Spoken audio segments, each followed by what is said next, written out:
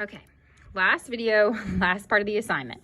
So again, once you would line up all 5 of your pages, hopefully when you read your story from start to finish without taking any breaks, you'll have one complete story that we've kind of just broken up and tackled piece by piece.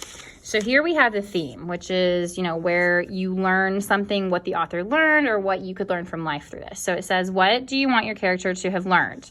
And I put, it's not nice to make fun of other people. Also, you have to stand up for yourself. So think back to when we did the theme about those lessons, like don't judge a book by its cover, treat others the way you want to be treated. When you're down, you got to get back up. So those kind of themes that we talked about with that Pixar worksheet, especially those of you blended kids, will help you with this theme. Now it says, what events happened during the story that support your theme? So what is it that Charlie did or saw or happened to Charlie that she would learn, like you shouldn't make fun of people and that you have to stand up for yourself? So Charlie worried about what people would say, when she was worried about her braces, and then Charlie started to cry because she was embarrassed. And then it said Charlie confronted the bully. Okay. So did your character learn this lesson on their own, or did another character help them realize this important life lesson? Explain.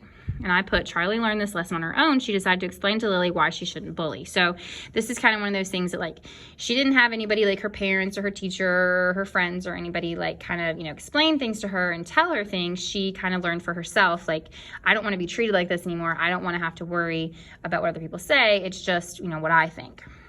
So again, same thing with 2 examples of figurative language, but I also said, 5 sentences. If you don't have a whole, too lot to say, the theme kind of speaks for itself, like where I did about, Charlie saying you shouldn't treat people like that, you really don't have to write too much. Okay, so pay attention to that number of how many sentences that I want. For the rest of the day, the school was buzzing about Charlie blocking Lily's punch and telling her off. That is an idiom. Everybody knows that buzzing means that they're talking. Charlie felt really proud for standing up for herself. Later that day, before Charlie got on the bus, Lily walked up to her. Everyone's eyes were glued to the girls, waiting to see what would happen. All right, that is a hyperbole. Their eyes aren't really glued to the girls. Let's see. Lily apologized to Charlie and told her she was wrong to have made fun of her. Charlie told her it was okay, and the 2 girls were friends from that day on. So I know that's kind of a cheesy ending, okay? But, I did everything that I was supposed to. Lily learned a lesson, so did Charlie.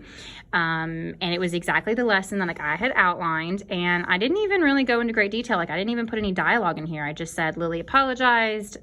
They were friends after that.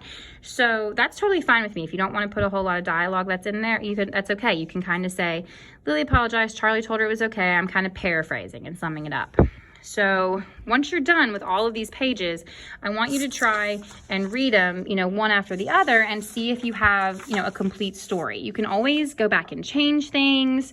Make sure you have 2 examples of figurative language, and hopefully you have, a story about your character that you came up with that, follows all the elements of fiction, but also uses that figurative language to make your writing, really stand out.